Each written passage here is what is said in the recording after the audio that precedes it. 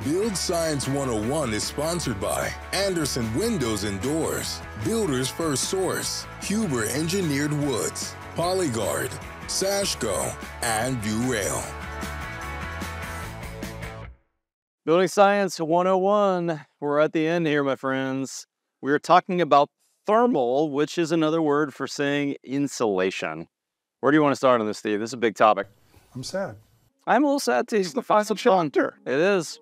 of our series. These guys have held on for a long time to get here. Hold on. And for those newcomers, go back. And I love science. Science says you got to watch every video 7 times to capture all the information. That is true. So I'm just going by what science says. But guess what we're talking about today? You're going to love this. One of my favorite topics. One of everybody's favorite topics. Yeah, this is one that's talked about a lot in the building circles, right? And it's the one that's probably the most easily understood, Mhm. right? Or at least the one that's the easiest to vocalize and have a conversation about. Yeah, and before you get started, I do want to point out this was the last module for a reason, because ultimately the other control layers when it comes to the longevity of the building, which comes to the health of your pocketbook as a builder, those are more important. We like to brag about our insulation levels and what we're doing for insulation, but ultimately this is, in the scheme of things, really the least important when it comes to the durability, the resilience, the longevity of your buildings. On the other hand, this is probably the most regulated in the building. There's no building inspector out there that doesn't know your exact values for what you're doing for thermal control on your building. Yeah, and they're noted on pretty much all the materials that are related to thermal control. That's right. So you don't even have to do anything. The building inspector wants to know what the U value of your windows are. It's on the sticker on the windows, or it's right on the insulation. It'll say what the R value is there. But yeah, today we're talking about thermal management. You guessed it. Thermal management, better known as insulation, right? But let's talk about what insulation does, right? When it is 70 degrees inside and it is 0 degrees outside, and if you remember earlier, what does heat do? Moves from high to low. So in this case, heat is trying to make its way out of my wall assembly.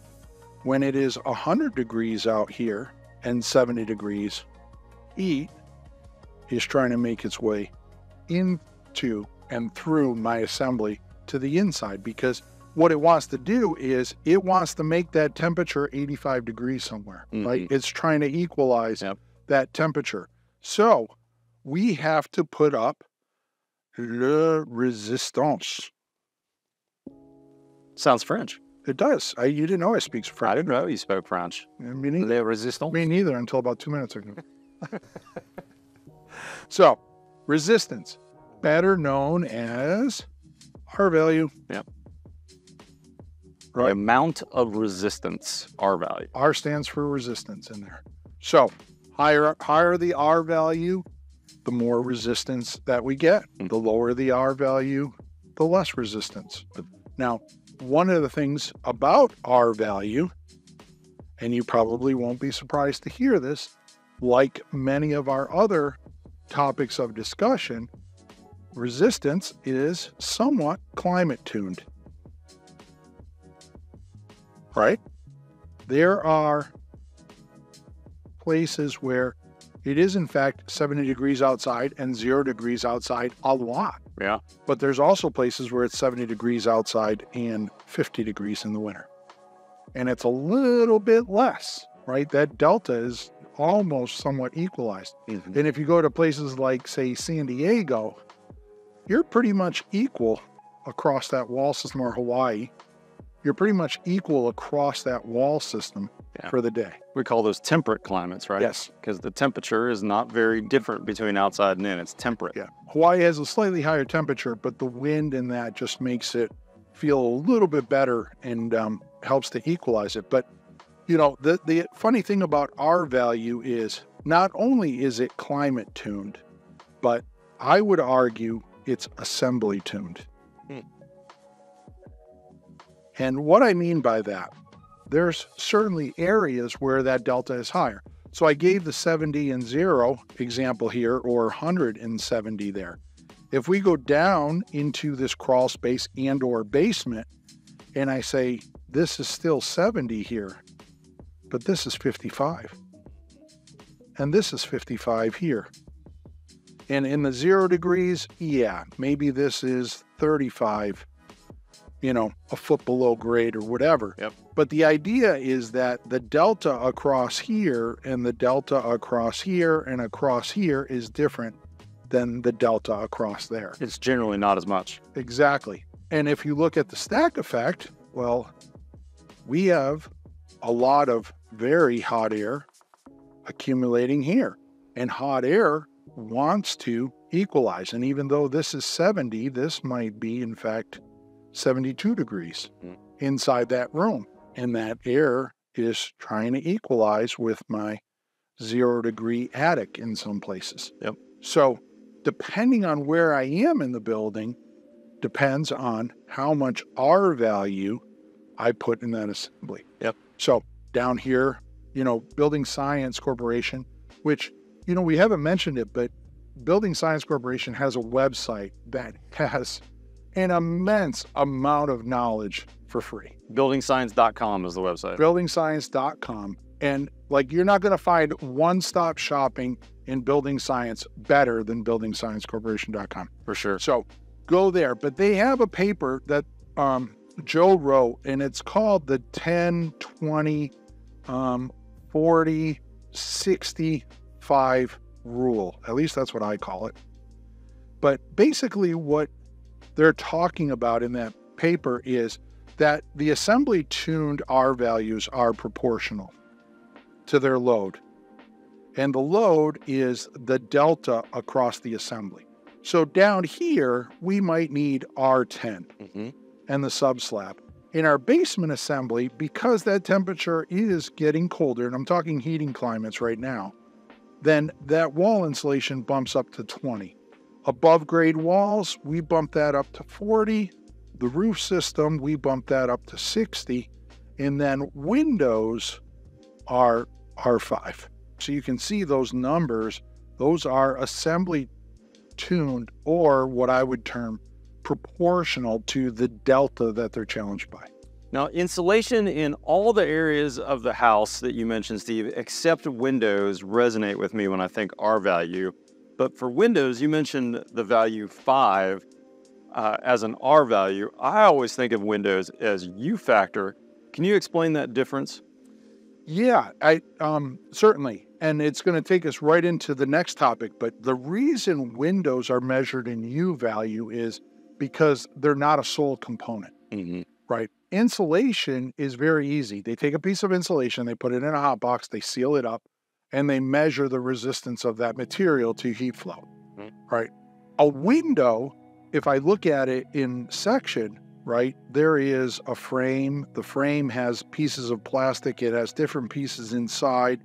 It has the IGU, which is the glazing unit. There's a spacer mechanism in there, but there's a whole different set of components that do that. So you can't measure the R value there, because it would be like trying to measure the R value of my t-shirt if I put a sweater and a jacket on, right? Because the t-shirt alone certainly has an R value or a resistance to flow. But the minute I put a sweater on, the sweater is going to slow the heat flow through my shirt. So now as I add components like the jacket, the heat is going to flow even slower through my shirt and through my sweater. So you no longer can measure the R value of a material when you're measuring the resistance of an assembly. Okay. Right? And we're going to talk about that again, so hold on to that. But that's why windows are measured in U values, because everything has a resistance to that heat flow. And how do we know how U factor correlates to R value? So it's very easy. A U value of, say, 0.20 is actually, and I picked that number because it's simple math, the U value is actually the reciprocal of the R value. So 1 over 2.0 is R5. Got it. right? So, Or R5 so a is 0.33 window U factor is R3. is roughly an R3 window. Right. Yeah.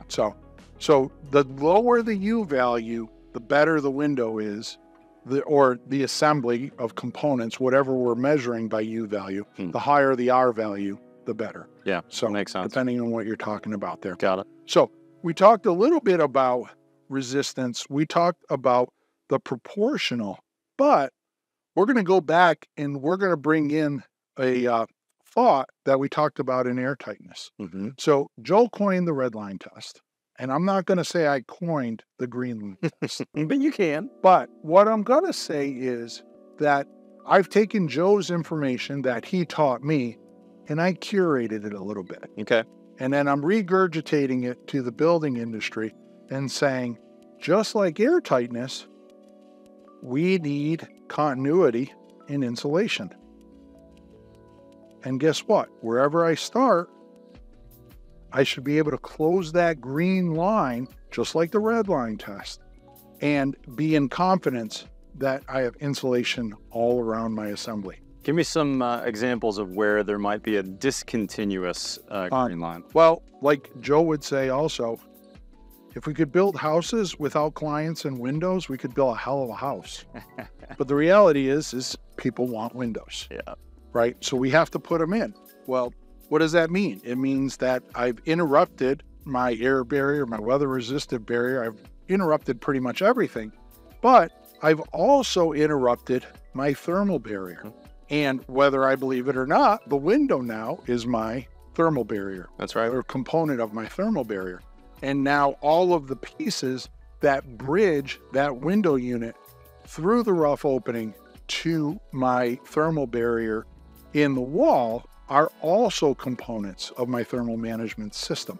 And that's why I keep talking about these things as a system, because we have to dispel the myth of thinking of, well, my thermal management is the insulation. No, it really isn't, because at some points in the wall, it could be the stud work, the king and the jack frame that are adjacent to that rough opening. There's no insulation there. Yep. But they still have an R value in a 2x6 of like 5.8. Yeah. So there's a little bit of R value there, but it is still, even though it's not insulation, they have thermal properties. The same with windows. Glass is horrible, but we can add films to the glass to enhance the insulative properties. We can space the glass and seal in gases like argon or krypton, which add to the insulating value of that IGU. So there's a lot of components that make up this thermal management system. So you really, as an architect, you need to get your head around the idea that we're not just talking about insulation. Yeah, it's real easy to sit there and say, hey, put R21 in the wall. But you really need to understand, well, what happens down here when the wall stops? What happens with the insulation here? Is that the same as insulation on this wall? Is that the same as the insulation underneath my slab? That's right. Chances are it probably isn't. Yeah. And there's a lot of choices. It's not just one choice. Like, okay, we're going to put a 20-pound XPS rigid foam R5 under the slab all the time. No, there's other options that we can put under there. Yeah, there's companies that make graphite infused EPS, polyiso, all these stuff. You can spray foam down there. There's a lot of options. So like every other decision that's going in this house, you need to climate tune your thermal management system, and you also need to assembly tune that system. That's a great point. One thing I might recommend as we're thinking about this green line test, if you are a student or a young builder who's not spending any time with an infrared gun, this can be really valuable in your understanding of this concept. You know, Steve mentioned that studs, 2x4s and 2x6s have an R value of approximately 1 per inch. And if you look at that wall behind Steve here at our Rockwool studios, that Rockwool insulation in that stud bay, it's a 2x4 bay, is roughly R15. It's got a resistance of an R15 value. The stud, that's a 2x4 stud, maybe a 3 or R4 value. If I were to look at that wall from an infrared camera, on a cold day outside, those studs would be transferring a fair amount of heat from the inside of the house outward, and they would actually look cold on the infrared camera as compared to the stud bays that have those rockwool bats on them, which would look warmer because they're keeping things warmer on the inside of the house on a cold day outside. If, on the other hand, we looked at a commercial building, and a lot of commercial buildings use steel studs on their walls. Steel is a good conductor of heat flow. You know, we don't make electrical wiring out of wood. We make electrical wiring out of copper or maybe even aluminum. So steel studs can conduct a fair amount of heat. And as a matter of fact, that's something that commercial builders have to really think heavily about, is that heat flow, because there's really good movement of heat through steel studs. So they have to do other things to insulate besides just cavity insulation. Same is true with, you know, glass buildings. Glass buildings don't have a lot of resistance to heat flow. As we talked about earlier, the U factor, and in fact, in Steve's example here, we're looking for R5 glass.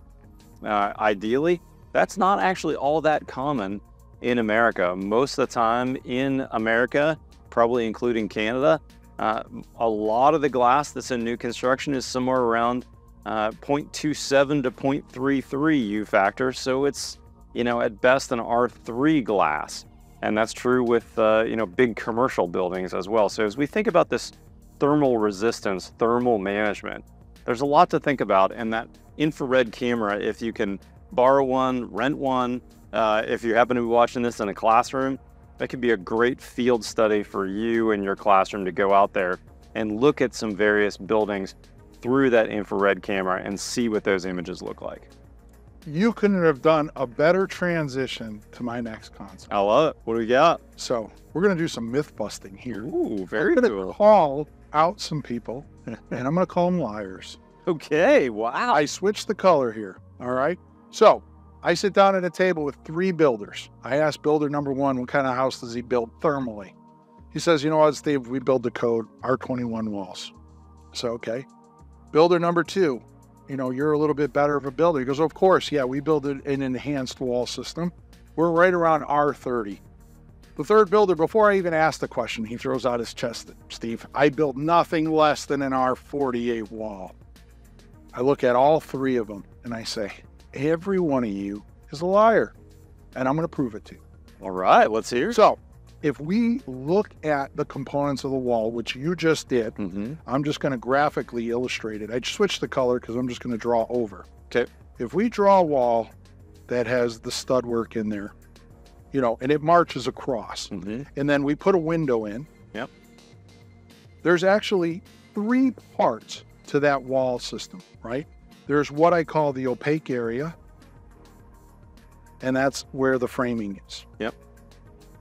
There is the cavity area, and that's where there is no opaque or no wood, and that's where I'm putting insulation. That's where they're telling the truth. Yep. So when they tell me R21, R32, R48, what they're citing is the center of cavity, the COC, and that's the R value that they're citing.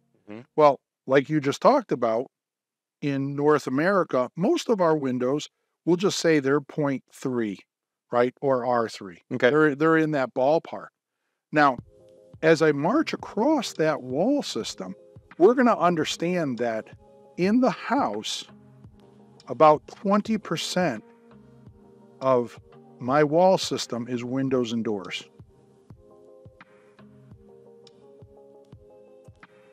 The framing, whether I do advanced framing or not, I'm just going to keep it real easy and say that we're probably at 15%. So that's 35%. So that means the remaining cavity. That'd be as if, Steve, you stacked all those studs. We took them, split them all to one side, and then we took all the glass and homogenized into one window. Okay, understood. On the whole house. Yep. That cavity now is 65%. Yep. So when the 3 gentlemen in my conversation say I'm building 21, 32, and 48, what they're really suggesting is That's what they fill their cavity with. But if I take their numbers, we'll take the R21, for example, and we normalize it against 65%, that 15% in framing is probably, let's say, R5.5 for a 2x6.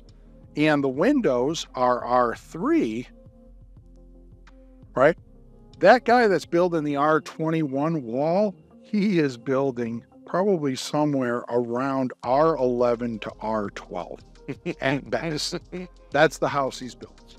That doesn't even meet code in climate zone 1 or 2 where I'm building. It doesn't. But the code is suggesting the cavity resistance. Just cavity resistance. Not the whole house R value or whole house resistance. The guy that's doing the R32, yeah, he might get a little bit of a bump and be building R14.